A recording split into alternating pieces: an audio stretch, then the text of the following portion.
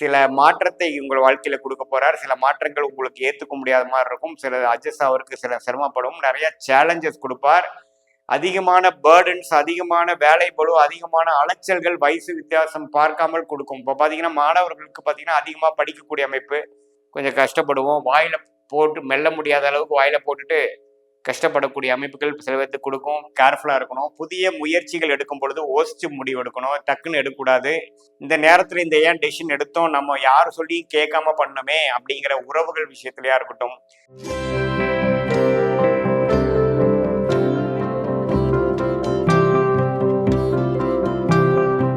வணக்கம், நான் உங்கள் அன்பான சயின்டிபிக் வேதிக் அஸ்ட்ராலஜர் அஸ்ட்ரோரஞ்சி பேசுகிறேன். நல்லது நினைப்போம், நல்லதே நடக்கும்.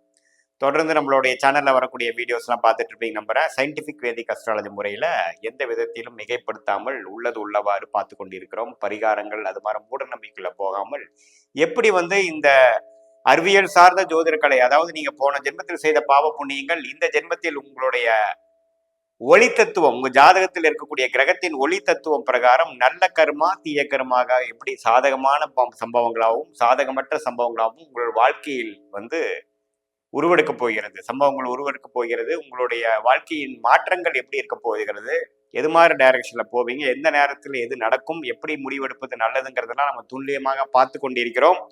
அந்த அடிப்படையில பாத்தீங்கன்னா 2025 தமிழ் புத்தாண்டு ஏப்ரல் 14ஆம் தேதி வரக்கூடிய தமிழ் புத்தாண்டு ஒரு வருட காலம் மீனராசிக்காரர்களுக்கு எத்தகைய ஒரு ஆண்டாக இருக்க போகுதுன்னு பாக்குறோம். அதுக்கு முன்னாடி ஃபர்ஸ்ட் டைம் வரவங்க சேனலுக்கு சப்ஸ்கிரைப் பட்டன் கிளிக் பண்ணுங்க.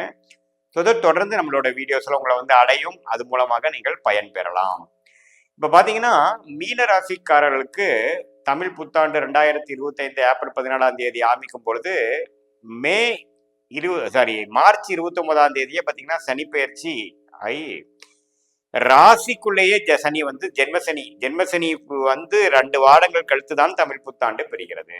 தமிழ் புத்தாண்டு ஓரளவுக்கு ஒரு வித்தியாசமான ஒரு அனுபவமாகவும் கொஞ்சம் எல்லா வயதினருக்கும் பாத்தீங்கன்னா ஒரு புதிய அனுபவத்தை கொடுக்கக்கூடிய ஒரு ஆண்டா தான் இருக்குது. ஏன்னா ஜென்மசனிங்கிறது பாத்தீங்கன்னா உங்களுடைய ராசிக்குள்ளேயே மனோகாரகன் என்று சொல்லப்படுகிற சந்திரன் இருக்கக்கூடிய வீட்டுக்குள் இருள் கிரகம் என்று சொல்லப்படுகிற சனி பகவான் வரும் பொழுது சில மாற்றத்தை உங்கள் வாழ்க்கையில கொடுக்க போறார். சில மாற்றங்கள் உங்களுக்கு ஏத்துக்க முடியாத மாதிரி இருக்கும். சில அட்ஜஸ்ட் ஆவதற்கு சில சிரமப்படும். நிறைய சேலஞ்சஸ் கொடுப்பார். மனம் இருக்கப்படும். மனம் கொஞ்சம் கிளாரிட்டியிலிருந்து மிஸ் ஆகும், சஞ்சலப்படும். அதிகமான பேர்டன்ஸ், அதிகமான வேலை பளு, அதிகமான அலைச்சல்கள் வயசு வித்தியாசம் பார்க்காமல் கொடுக்கும். இப்போ பார்த்தீங்கன்னா மாணவர்களுக்கு பார்த்தீங்கன்னா அதிகமாக படிக்கக்கூடிய அமைப்பு, படித்தாலும் மெமரி பவர் குறையிற மாதிரியும் கொஞ்சம் ஸ்ட்ரெஸ் ஆகிக்கிற மாதிரியும் அமைப்புகள் கொடுக்கும்.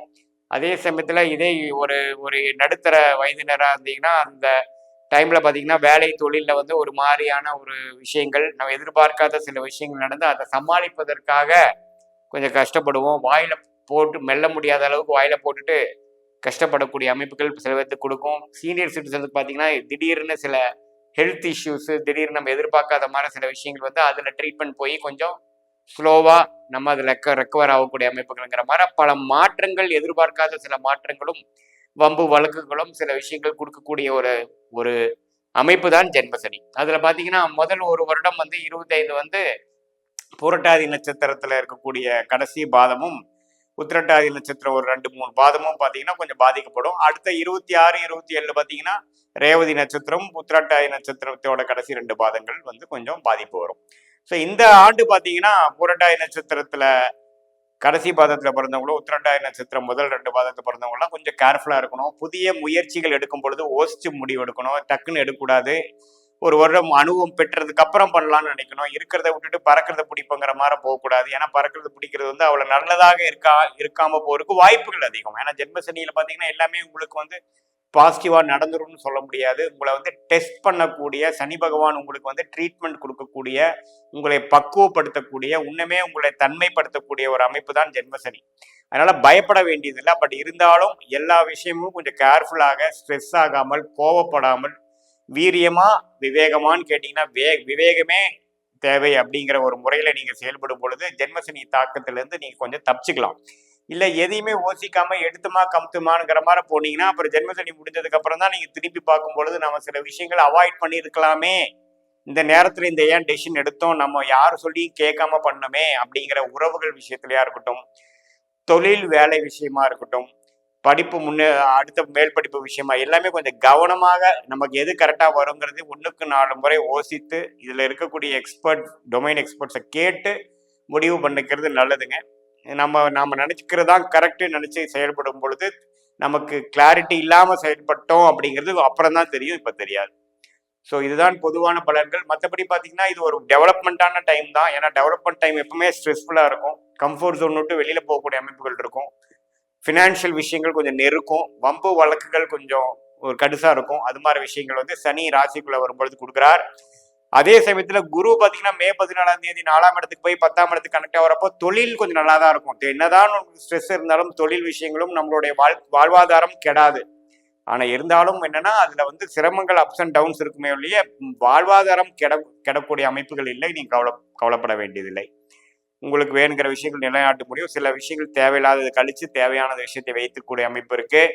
அதே சமயத்தில் ராகு 12ஆம் இடத்துக்கு மே 19ஆம் தேதி வந்து கேது 3ஆம் இடத்துக்கு வர்றது பார்த்தீங்கன்னா நல்ல ஒரு திடீர் பண வரவு, ஒரு வெளிநாடு மூலமாக ஒரு நல்ல ஒரு மேன்மை, ஒரு சுபவிரயம் செய்து சில பிரச்சனைகள் சால்வ் பண்ணிக்கிறது, குடுக்கல் வாங்கல ஓரளவுக்கு கேஷ் ஃப்ளோ வர்றது, அந்நியர் மூலமாக சில பெனிஃபிட்ஸ் வருகிறது, இம்போர்ட் எக்ஸ்போர்ட் துறையில் இருக்கிறவங்களுக்கு நல்ல மேன்மை, வெளிமாநிலம் வெளிநாடு டிராவலிங் கொடுக்கக்கூடிய அமைப்பு, அது மூலமாக சில பெனிஃபிட்ஸு, வெளிநாட்டில் வாழ்கிறவங்களுக்கு ஒரு அருமையான ஒரு அமைப்பு, இதுவரை எதிர்பார்த்துட்டு இருந்த விசா கிடைக்கிறது, பிஆர் சிட்டிசன்ஷிப் எதிர்பார்க்குறவங்களுக்கு கிடைக்கிறது, அது மாதிரி நல்ல பலன்களும் உண்டு அப்படிங்கிறது நம்ம தெரிஞ்சுக்கணும்.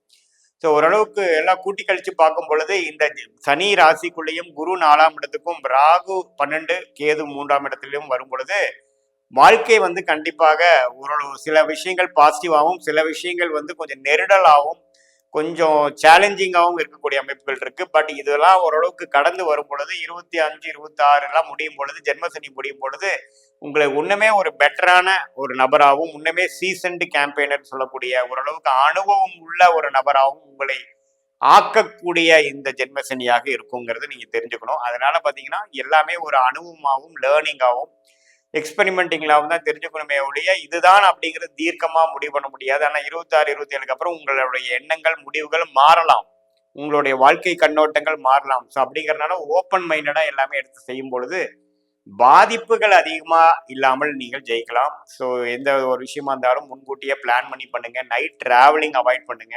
காலையில கொஞ்சம் நேரமா எந்திரிச்சு குளித்து கொண்டு சில பிசிக்கல் உடல் பயிற்சிகள்லாம் செய்து கொண்டு நம்ம கொஞ்சம் கிளாரிட்டியாக உடம்பையும் மனசையும் சுத்தமாக வச்சுக்கும் பொழுது இந்த ஜென்மசனியில் வரக்கூடிய கிளாரிட்டி இல்லாத சிந்தனைகள், ஆங்ஷைட்டி, அதாவது திடீர்னு ஒரு மாதிரியான பயம், எப்படி சமாளிக்க போகிறோங்கிற ஒரு விஷயங்கள், ஆங்ஷியஸ் மூமெண்ட்ஸ், ஸ்ட்ரெஸ் ஆகிறது, டென்ஷன் ஆகிறது, இதெல்லாம் கொஞ்சம் கண்ட்ரோலில் இருக்கும். எப்போ ஒரு மாதிரி ஸ்ட்ரெஸ் ஆகிறோமோ அதில் கொஞ்சம் டைம் எடுத்து கொஞ்சம் ரிலாக்ஸ் பண்ணிக்கிறது, மூச்சு பயிற்சி பண்ணிக்கிறது, உங்கள் மூச்சை நீங்களே கவனிக்கிறது, கொஞ்சம் மெடிடேஷன் பண்ணுறதுங்கிற மாதிரி மனசை சாந்தப்படுத்திக்கிட்டோம்னா தவறான முடிவுகளும் தவறான சில விஷயங்கள் நம்ம போகாமல் ஓரளவுக்கு இருக்கக்கூடிய ஓரளவுக்கு நல்ல வழியிலேயே இருக்கக்கூடிய அமைப்பு கொடுக்கும். மாணவர்கள்லாம் கொஞ்சம் எந்த சேர்க்கையில் பழகிறாங்க, இது மாதிரி ஒரு அமைப்பில் இருக்கு நீங்கள் பார்த்துக்கணும். ஏன்னா இப்போ பழகக்கூடிய வரவங்களாம் பார்த்தீங்கன்னா நல்ல நபராக இருப்பாருன்னு சொல்ல முடியாது. அதே மாதிரி பெண்களும் பார்த்தீங்கன்னா இப்போ எதிர்பாலினர் மூலம் ஒரு ஈர்ப்பாகிறப்போ அது எத்தகைய ஒரு இது நட்பா, அவர் யாரு என்ன இதெல்லாம் தெரியாம நீங்க வந்து டீப்பா பழகும் பொழுது நம்ம வந்து தேவையில்லாத சில சிக்கல்ல மாட்டிட்டோங்கிற மாதிரி விஷயத்தையும் கொடுக்கலாம். ஸோ எல்லாமே ஒரு சமயோக புக்தியோட செயல்படுவது மீனராசிக்காரர்களுக்கு இந்த தமிழ் புத்தாண்டு நல்ல ஒரு ஆண்டாக இருக்கும். அவசரப்படும் பொழுது நமக்கு தேவையில்லாத பிரச்சனைக்குள்ள போகுங்கிறது நீங்க தெரிஞ்சுக்கணும். இது பொதுவான பலன்களை தவிர உங்களுடைய ஜென்ம ஜாதகத்துல எப்படி தசாபுக்திகள் போய் கொண்டிருக்கிறது, நல்ல தசைகளா போகுதா, எப்படி போகுது, என்ன லக்னத்துல பிறந்தீங்கிறதெல்லாம் வைத்து பார்க்கும் பொழுது அடுத்த வரக்கூடிய ஆண்டுகள், அடுத்து வரக்கூடிய லாங் டேர்ம் ஷார்ட் டேர்ம் எப்படி இருக்க போகுது, எது மாதிரி முடிவுகள் எடுக்கலாம், எந்த நேரத்துல எந்த மாதிரி அமைப்புகள் உங்களுக்கு வரக்கூடிய அமைப்பு இருக்கு, அது மூலமாக நீங்க லைஃப்ல எப்படி ஒண்ணுமே க்ரோ ஆகலாம், எது உங்களுக்கு கரெக்டான டைரக்ஷன் அப்படிங்கிறதுலாம் நம்ம இந்திய வேத ஜோதிடம் சயின்டிபிக் வேதிக் அஸ்ட்ராலஜி மூலமா பார்த்து கண்டிப்பாக நம்ம பலன் பெறலாங்கிறது நீங்க தெரிஞ்சுக்கணும். இது பொதுவான பலன்களே. மீண்டும் மற்றொரு காணொலியில் சந்திப்போம். நன்றி, வணக்கம்.